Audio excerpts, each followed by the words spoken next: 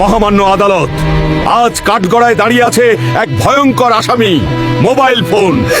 এই মোবাইলের কোনো তুলনা নেই। চাইলেই সে একজন মানুষকে সারাদিন নিজের ভেতরে ডুবিয়ে রাখতে পারে। এই মোবাইল মানুষের শৈশব কেড়ে নিয়েছে। এখন আর ছোট বাচ্চারা মাঠে খেলাধুলা করে না, বড়রা আর বসে আড্ডা দেয় না।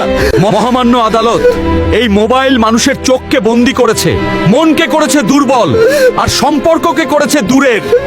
তাই আমি চাই এই মোবাইলের কঠোর মতো শাস্তি হোক।